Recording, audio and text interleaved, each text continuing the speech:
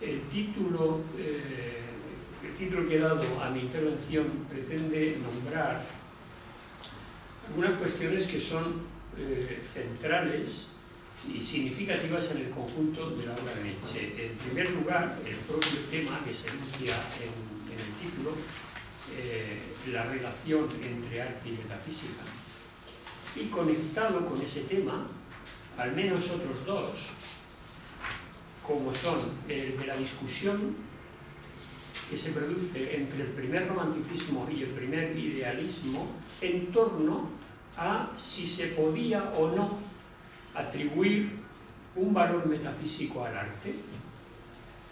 Y, por otro lado, el segundo tema, el de la concepción del lenguaje en general y de los lenguajes artísticos en particular, en los que se enmarca la discusión sobre la potencialidad filosófica de determinadas artes como son la poesía y la música. Bien, en la tradición del primer idealismo, que empieza con ese famoso texto titulado El más antiguo programa sistemático del idealismo alemán, es un texto que, como saben, descubrió Rosenzweig en el siglo XX y que no está clara la atribución, pero que, bueno, que resume un poco el flujo de las ideas en ese momento.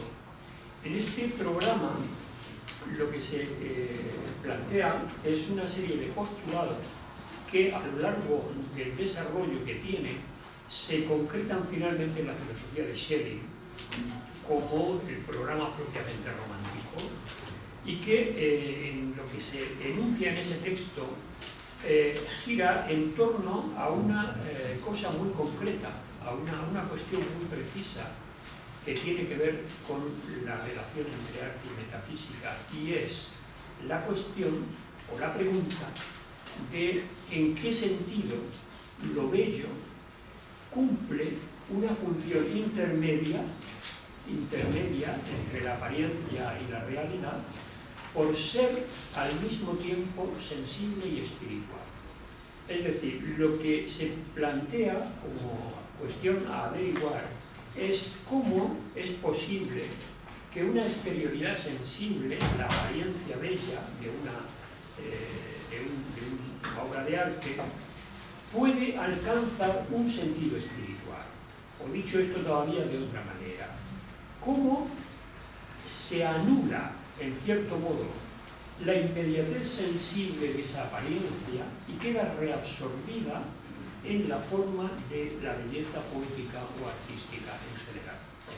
Vemos que el problema de fondo de esta línea que se inicia con el primer romanticismo y el primer idealismo, el problema de fondo es el problema metafísico de las relaciones entre lo sensible y lo inteligible, y por tanto entre el arte y la verdad. Pues bien, creo que una de las mejores versiones de cómo se desarrolla y se resuelve este problema en relación directa con la poesía es la que señala Hegel en sus lecciones de estética cuando habla de la poesía filosófica de Schiller. Dice Hegel que Schiller habría cubierto las lagunas de la concepción kantiana del arte al asignar al arte la tarea de representar lo verdadero. Es decir, lo que Schiller pondría de manifiesto es que la poesía puede ser una instancia de unión objetiva y efectiva entre lo racional y lo sensible, que en Kant habían quedado disociados irreconciliablemente. De esa manera, la poesía de Schiller ejemplificaría cómo lo metafísico puede aparecer y representarse, sich darstellen. Hay que tener en cuenta que Schiller, o mejor, su poesía, prefiguraría para Hegel una verdad que es esencial para su fenomenología, porque sin la unidad del sentido y su manifestación sensible no es posible ninguna fenomenología del espíritu.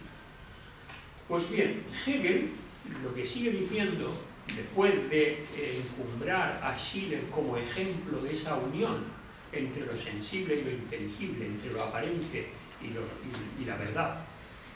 Sigue diciendo Hegel que frente a Schiller y respecto de él, el romanticismo, y concretamente la Frühromantik, los hermanos Schlegel, Novalis y compañía, representan el lado frívolo, dice literalmente, representan el lado frívolo e insignificante de este momento, porque su arte es el exponente de la ruptura, de la adecuación del contenido y de la forma, ruptura de la adecuación entre el contenido y de la forma, a causa de la disociación que en él se produce entre la realidad exterior y la exterioridad subjetiva, y la interioridad subjetiva. Voy a aclarar un poco esta cita. Es decir, en el arte romántico, según Hegel, la realidad se presentaría, por un lado, en lo que constituye su apariencia prosaica, su cotidianidad, su caducidad, lo cual significa que si nos atenemos a lo que el arte manifiesta en su primera expresión, queda desalojado de él lo sustancial, lo espiritual, lo ideal. Por otro lado, la subjetividad del artista que ha creado esa obra de arte se exalta, se trata de presentar como absoluta, por lo que los únicos valores que quedan relacionados con el arte ya no son valores en sí, ya no son valores metafísicos, sino que son los valores que le otorga a ese arte la subjetividad del individuo artista. De modo que esta absolutización lúdica de la subjetividad del artista, que representa el movimiento romántico y que lo defiende, esa virtuosidad de una vida artísticamente irónica, lo que produciría realmente, según Hegel, es la desustancialización de lo sustancial, es decir, la destrucción de todo lo que es grande, noble, perfecto, y en definitiva la desacralización a partir de la desmetafisización, y eso para Hegel es pues, un sacrilegio. Es decir, por eso concluye que es necesario distinguir dos tipos de poesía. La buena, que es la que sirve de introducción a la verdad, desapareciendo luego en su apariencia cuando la verdad irrumpe, esa sería la poesía de Schiller. Y luego la poesía mala, que es la romántica, porque esa poesía se resiste a borrarse, a desaparecer, para que irrumpa lo metafísico y se plantea como un arte autónomo, autosuficiente, que se basta a sí mismo, sin remitir a ninguna metafísica. Hegel concluye que obviamente es necesario que la poesía buena reprenda, corrija, domine y supere a la mala. Esta es, por tanto, una primera discusión, un primer elemento, un primer telón de fondo de lo que luego vamos a hablar, que es las posiciones de Nietzsche. Junto a esa discusión, y en paralelo a ella, Nietzsche recibe, de una manera probablemente más determinante, más fuerte, la enseñanza de Schopenhauer, según la cual, después de la crítica kantiana a la metafísica clásica, ya no es posible elaborar ninguna metafísica como teoría, como sistema de saber, y por tanto la filosofía tiene que tener otro significado, otro recorrido, más existencial, más en otros parámetros que los recorridos por la antigua metafísica teórica. Por eso Schopenhauer asume y desarrolla a su manera, o sea, de un modo original, muy distinto al modo idealista, la misma idea. Es decir, la idea de que, puesto que ya no es posible alcanzar la verdad a través de la búsqueda de las esencias metafísicas en un mundo al que accedería la razón teórica por sus conceptos, como eso ya no es posible, y Kant lo ha dejado demostrado y establecido, sí que podemos, en cambio, lograrlo, según el planteamiento de Schopenhauer, a través del arte, y en concreto, a través de la música. De hecho, toda la concepción nietzscheana de la música como lenguaje de la esencia del mundo, que da contenido a esa primera metafísica de artista que aparece en el nacimiento de la tragedia, nace precisamente de este planteamiento de Schopenhauer. La pregunta, por tanto, sobre cómo se accede a la esencia del mundo, después de que Kant haya demostrado que es inconocible y que es irrepresentable para la reflexión teórica, se la plantea entonces Nietzsche en estos términos que formalmente eran los mismos del idealismo, pero que Schopenhauer les ha dado un viraje nuevo. La pregunta es, ¿cómo el arte, y concretamente la música, ofrece la posibilidad de una Darstellung, es decir, de una representación, de una mostración de lo no objetivable, es decir, de lo metafísico, y cómo esa representación puede resultar luego comunicable? Bien, respecto a esa cuestión, Schopenhauer ya había dejado dicho que la manifestación de la esencia del mundo se realiza en el arte y en concreto en la música, porque la música anula su manifestación al tiempo que se representa. Es decir, la música es el único arte que existe en la medida en que se está ejecutando, de tal forma que en esa misma medida se está ejecutando y se está destruyendo, se está desapareciendo, de tal forma que cuando termina de representarse no queda nada. Pues bien, esto significa que su forma a cada instante resulta insignificante, de tal forma que puede dejar trascender al desaparecer lo sensible el verdadero contenido metafísico, puesto que la forma sensible pasa en la medida en que se ejecuta, transpone esa esencia sin quedarse en la apariencia y, por tanto, la relación de inmediatez se cumple en estos términos, cosa que no podría, sin embargo, suceder en la poesía. La idea de la música, por tanto, como símbolo de Dionisos que Nietzsche propone en el nacimiento de la tragedia, pertenece todavía a este sueño que se suscita como creencia en la posibilidad de una solución estética a esa situación tremenda que Kant había dejado desconsoladoramente planteada de la separación irreconciliable respecto del ser. El hombre no puede llegar a la cosa en sí. La cosa en sí es inconocible. Estos movimientos posteriores, tanto el idealismo como Schopenhauer, recuperan la esperanza de que eso sea posible a través del arte. En concreto, la música, en el caso de Schopenhauer, por no estar restringida a la esfera del logos, la esfera de la razón, o sea, a las palabras y a los conceptos, puede transponer, puede trasladar, puede traducir la esencia del mundo a la esfera de lo sensible, ya que no es una forma fija, sino que se da en un pasar, teniendo que anularse a sí misma simultáneamente a su darse.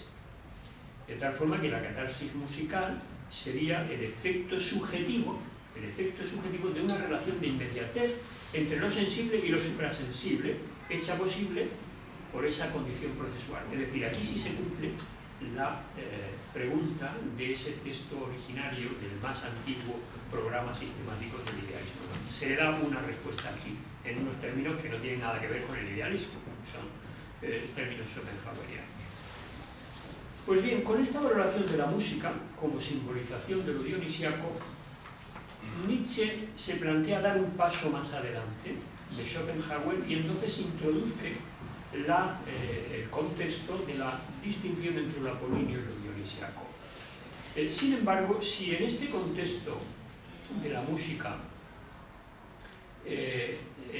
introducimos el contrapunto de lo que es la poesía en este planteamiento que Nietzsche hace, lo que tendríamos que hacer notar es que desde la perspectiva de esta distinción entre lo apolíneo y lo dionisiaco que hace el joven Nietzsche, cualquier lenguaje figurado, cualquier lenguaje conceptual y por tanto incluido el poético, sería impropio para expresar la esencia del mundo. En esto Nietzsche sigue muy fielmente a Schopenhauer. Solo la música puede ser un modo de simbolización apropiado y fiel en contraposición a las palabras y en contraposición al lenguaje conceptual, es decir, a las representaciones, en términos de Schopenhauer, de tal forma que el poema, en este contexto, sería una metáfora de lo apolíneo y, por tanto, no puede expresar más que de manera mediata lo que la música, que no necesita recurrir a mediaciones ni a ideas, puede hacer sonar como sentimiento originario del mundo.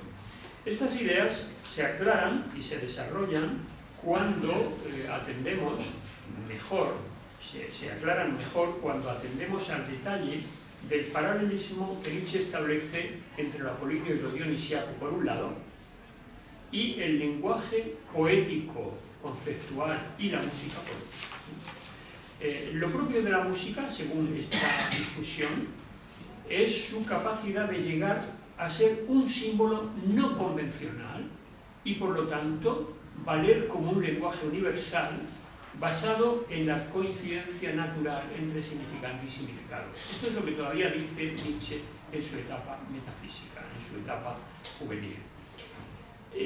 Sin embargo, frente a esa capacidad de la música de ser un lenguaje universal, porque en ella el significante y el significado no están separados, la relación que hay entre los conceptos o las palabras y las cosas que designan es una relación convencional. No puede ser un lenguaje universal, porque los distintos idiomas fijan cada uno a su manera formas de nombrar de una manera utilitaria, pragmática, esquemática y generalizadora lo que no es susceptible de generalización ni de esquematización. Por tanto, cuando el joven Nietzsche desarrolla su tesis respecto a que la tragedia griega es la forma más sublime del arte, razona esta valoración diciendo que lo es porque en ella se produce la unidad de la poesía, de la música y de la danza, expresando conjuntamente el sentimiento mediante el sonido, el ritmo y la gesticulación.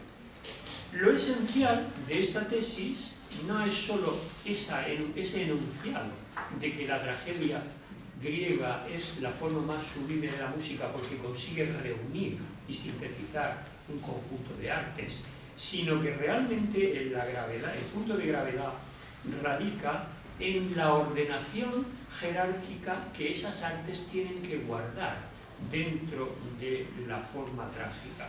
Porque no basta con que el drama musical incluya la poesía, que es signo todavía de la racionalidad, el gesto, que es la expresión del cuerpo, y el sonido, que es la potencia comunicativa y sentimental básica. No es solo que las reúna a las tres, sino que es de la mayor importancia el que estos elementos artísticos se comprendan ordenados de la manera adecuada. Solo a partir de la música, esta es la manera ordenada, solo a partir de la música como base es como el gesto y la palabra adquieren la consistencia de poesía y de danza, nunca al revés. Nunca la música puede ser un comentario de un texto, que era lo que la ópera clásica había entendido. Bueno, estos son unos rasgos muy esquemáticos con los que he querido introducir la comprensión nietzscheana en esta etapa de la poesía y de la música y del significado que adquieren dentro del marco de su metafísica de artista. Cuando Nietzsche abandona su etapa juvenil y ya empieza otro recorrido, podríamos tomar como texto de ese cambio un texto muy importante que es sobre verdad y mentira en sentido extramoral. Nietzsche toma conciencia ahí de que la noción de metáfora pertenece, se la comprenda del modo que se la comprenda, al universo metafísico de la dualidad entre el ser y el aparecer. Es decir, la valoración de la música como metáfora de Dioniso y como eco directo de la esencia del mundo, siguiendo la teoría de Schopenhauer, es por lo tanto abandonada, debe ser abandonada, y en su lugar debe entrar, debe irrumpir la noción de interpretación, que es la única compatible con un pensamiento que se quiere ya distinto y superador de la metafísica. O sea, lo que se produce es un viraje al hilo de una reflexión sobre las posibilidades y la naturaleza del lenguaje en general, y del lenguaje artístico en concreto, tanto poético como musical.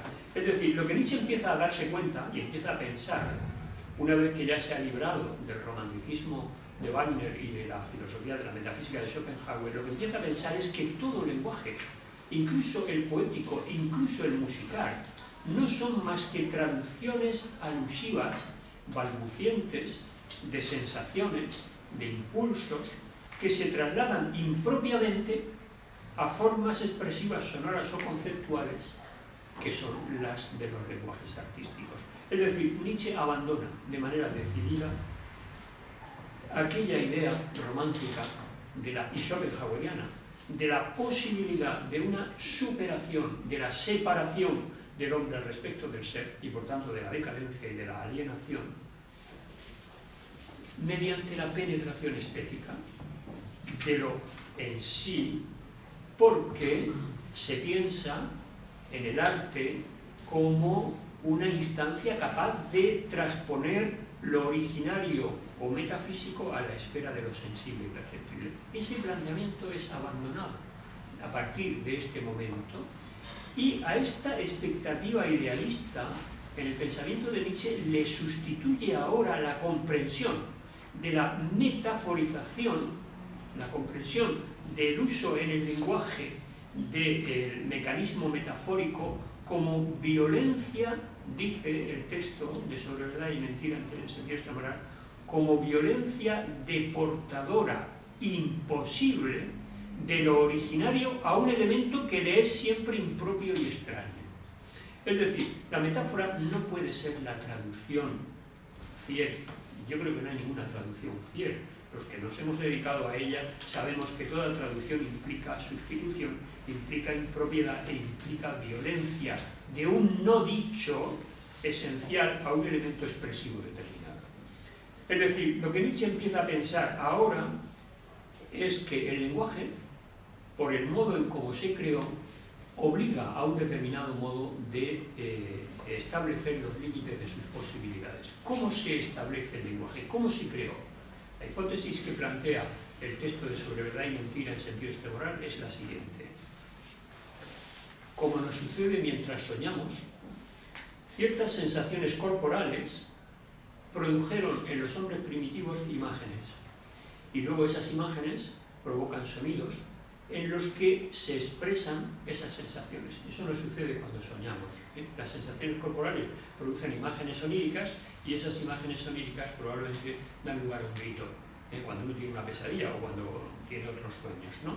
Ese es el origen de la palabra, que expresa una sensación, que tiene en el fondo una sensación. Pues bien, resulta que cuando esas imágenes sonoras, cuando esas palabras se desligan de la sensación por el uso y por el tiempo, a través del tiempo, lo que se produce es una relación puramente convencional entre un significado y una palabra. Ya ni siquiera el referente originario de la sensación, que es lo que daba base a la teoría musical, que viene desde Rousseau y que se desarrolla después, claro, desaparece, porque la vinculación entre la palabra y la sensación, con el uso, se ha quedado en una pura convencionalidad.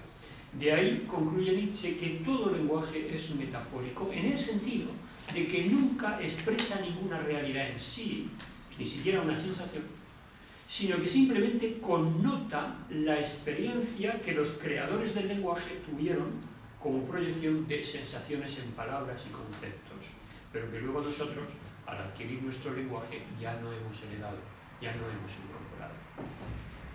La diferencia, por tanto, entre Nietzsche y sus predecesores radica en que estos creían al lenguaje metafórico. Concretamente, esta es una teoría del primer romanticismo alemán. La poesía y la música son metáforas, pero son capaces de simbolizar, eso era lo que creían, más o menos adecuadamente el ser mismo de la realidad, en su profundidad y en su verdad. Y para Nietzsche la conexión entre palabra y sensación ya hace mucho que se ha perdido para siempre y no es posible revitalizarla. Por tanto, el lenguaje, decía Friedrich Schlegel, el lenguaje debe ser pensado a partir de su esencia metafórica, pero porque se creía que en esa esencia metafórica las metáforas pueden llegar más allá de donde llegan los conceptos. De ahí que se estableciera un poder filosófico a la poesía. Nietzsche, en cambio, al pensar el problema del origen del lenguaje, lo considera como el producto de un mecanismo inconsciente que es una fuerza creadora de ficciones y de imágenes.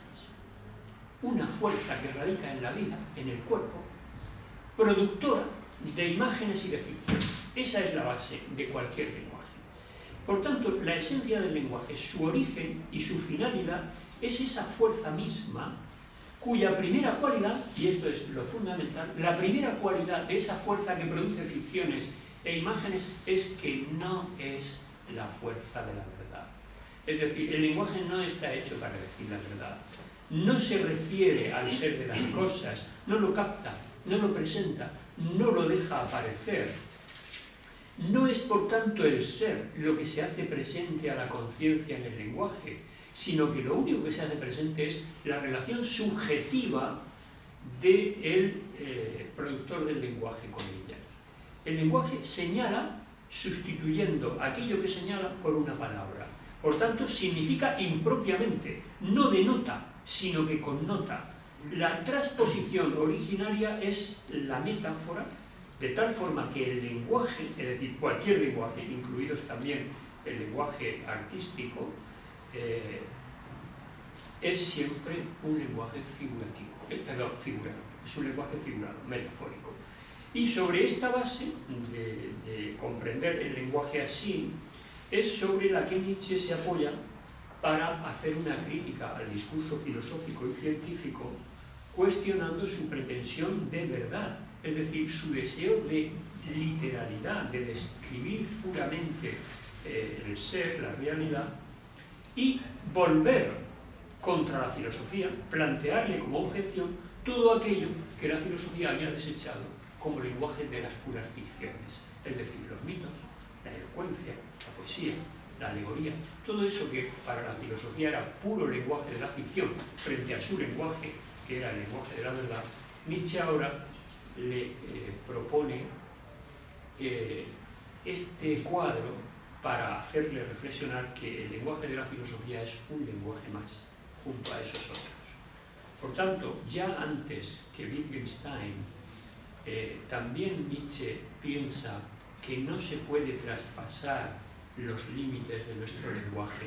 Y sobre verdad y mentira, en sentido extramoral, ya afirma Nietzsche literalmente que no existe la posibilidad de exceder en el lenguaje los límites del lenguaje para llegar al ser.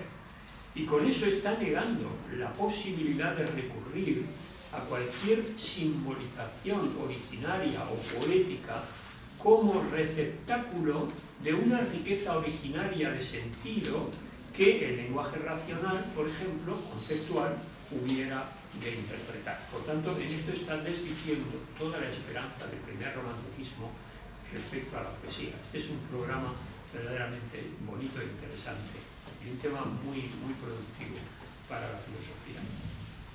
Para Nietzsche, todos los recursos artísticos son retórica, y están carentes de metafísica. No dicen ninguna verdad, aunque se crean el lenguaje de la verdad. Por lo tanto, la frontera que separa a la filosofía de su otro, es decir, su pretendido otro, como son la poesía, la metáfora, la literatura, se desvanece. De tal forma, y esta es la conclusión a la que él llega, no es posible volver contra la filosofía tampoco, y ahí es donde él se desdice de su primera filosofía juvenil, no es posible volver contra la filosofía una originariedad musical o poética para exigir que la filosofía se reforme a partir de esa experiencia originaria a través de la música de un mundo metafísico. Y para no quedarse únicamente en la parte deconstructiva o destructiva, Nietzsche lo que hará a partir de aquí es delimitar cada vez más su óptica del arte como una óptica antinihilista y antipesimista. Es decir, le da un giro en el sentido de considerar el arte no ya la fuerza de la verdad, sino la verdadera óptica de la vida. Aquella óptica que nos da la norma correcta de cómo vivir y de qué es vivir, de cómo nosotros podemos afirmar la vida frente a todo ese antinihilismo, todo ese pesimismo que era propio de la filosofía de Schopenhauer. Por lo tanto, y concluyo, la esperanza idealista y schopenhaueriana de la posibilidad de una superación de la separación del hombre respecto del ser a través de la penetración estética en lo en sí, tanto si es a través de la poesía como si es a través de la música, en Nietzsche, para Nietzsche todavía se mueve en las coordenadas del platonismo, es decir, del dualismo entre apariencia y realidad, y por tanto del desprecio de la apariencia para afirmar la realidad, el pesimismo, el ascetismo, y a todo eso hay que darle la vuelta, con una reivindicación de la vida que implica una afirmación del devenir y que implica una actitud alegre y no pesimista respecto de ello. Nada más, muchas gracias. Yo no me pregunto jamás quién diría el autor que yo interpreto, porque es una cuestión secundaria. Yo creo que nuestro propósito, además en este proyecto, es facilitar una edición de las obras de Nietzsche, y entonces las tenemos que hacer sobre una base, digamos, científico. Esto no es la vida de Nietzsche ni es la vida de fuera la que estamos haciendo aquí. Con todos mis respetos, no es el lugar. Y claro, Kilian ha demostrado ahora muy bien que para hablar con certeza sobre los textos de Nietzsche tenemos que saber las relaciones, es decir, los contextos, y eso es lo que estamos aquí interpretando e investigando. Claro, sí, y lo que diría Nietzsche, en un primer lugar, claro, es decir, yo tengo que procurar un texto de Nietzsche hoy en día según criterios de hoy en día, y no de mediados o finales del siglo XIX, es decir, es otro tipo de trabajo, creo.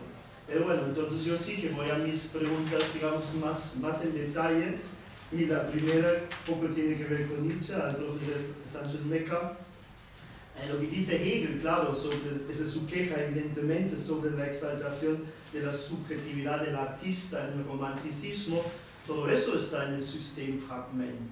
Y probablemente es uno de los autores, ¿vale? El joven Hegel, pero es Hegel que de alguna forma contribuye a esta evolución dentro de la poesía o del arte, no sé si se puede decir así. Sí.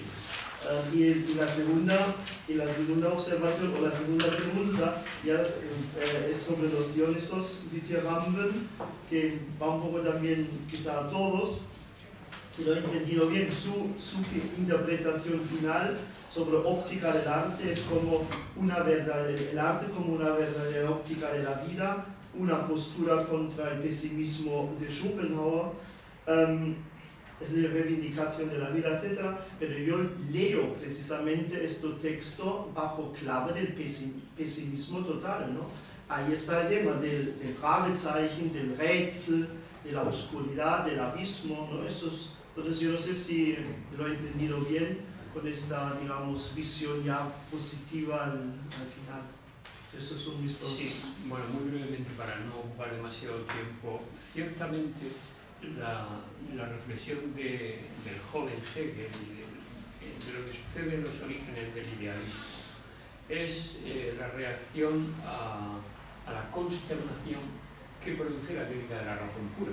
Obviamente eso es un antes y un después. Lo que Kant deja establecido, yo creo que incluso el propio Kant se impactó posteriormente de tal forma respecto a lo que había escrito y había publicado, que inmediatamente se puso en marcha a tratar de suturar el problema que había producido. el que hubiese una línea muy poderosa que mirara al arte como solución, es decir, como un rodeo, ya que mediante la razón no podemos penetrar en lo en sí, tenemos la instancia del arte donde parece que hay algo que está más allá de la apariencia. Es decir, lo que el arte expresa no es solo lo que se reduce a los límites de lo que aparece, sino que hay como un más allá. Toda esa línea que se ha desarrollado ahí, ciertamente Nietzsche está en esa corriente.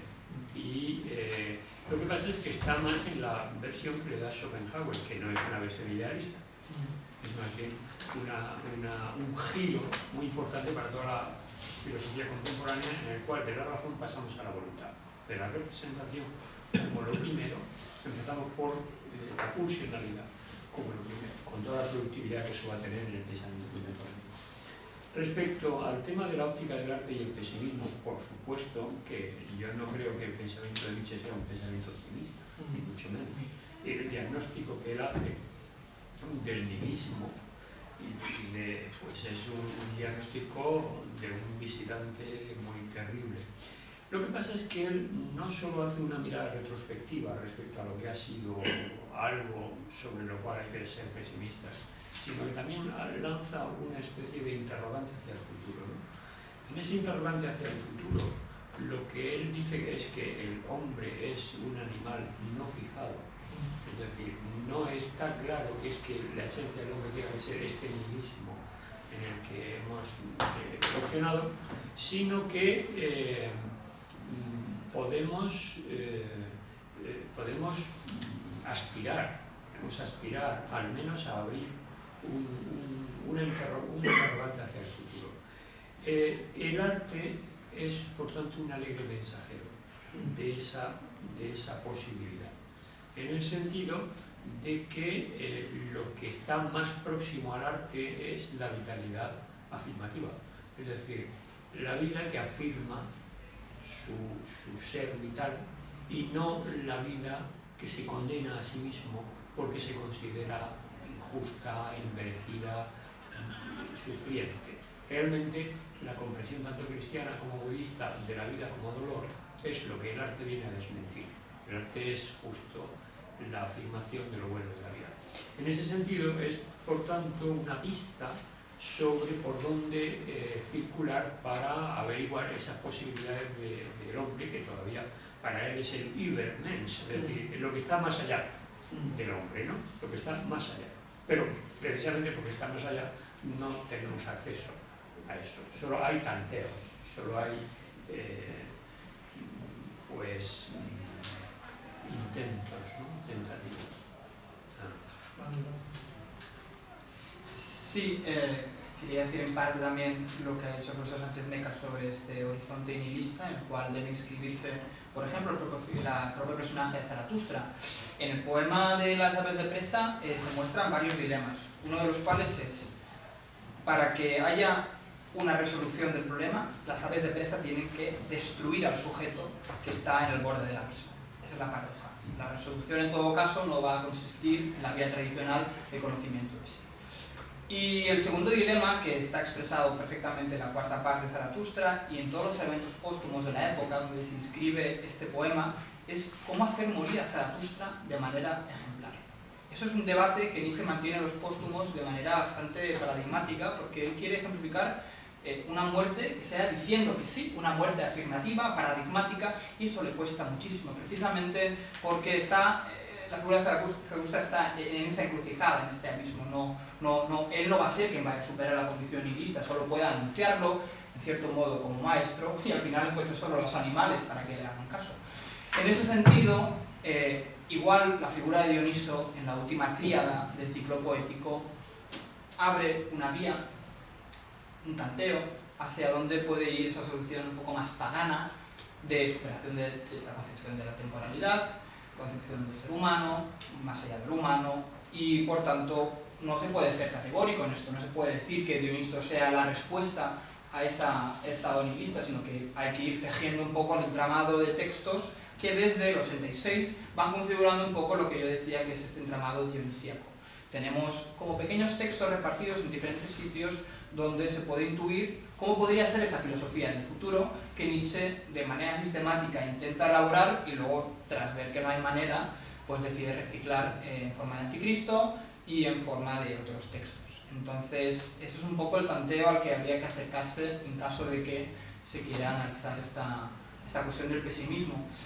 Igual también habría que invitar a pensar el llamado pesimismo de la fuerza griego, que nunca acabará de abandonar. Entonces, es un poco también la clave de Bóveda que sea Dioniso contra el crucificado, que es un símbolo antiguo y pagano, en cierta manera, contra la simbología y esto cristiana. Igual por ahí podríamos seguir investigando. A mí me gustaría añadir que no sé si solamente de cara al futuro, como ya se ha dicho, que hay la posibilidad del superhombre que pueda abrir una cierta puerta al optimismo, sino en el momento presente. Yo creo que también hay esa posibilidad cuando se habla del arte, se pone al arte como algo que puede actuar sabiendo, siendo conscientes de que es algo subjetivo y que se impone dependiendo de los estados anímicos, de cómo esté uno. Pero eso yo no lo veo en principio ni como optimista ni como pesimista, todo depende del estado de cada cual. Y tiene la posibilidad con el arte, tiene la posibilidad de proyectar el estado que uno tenga.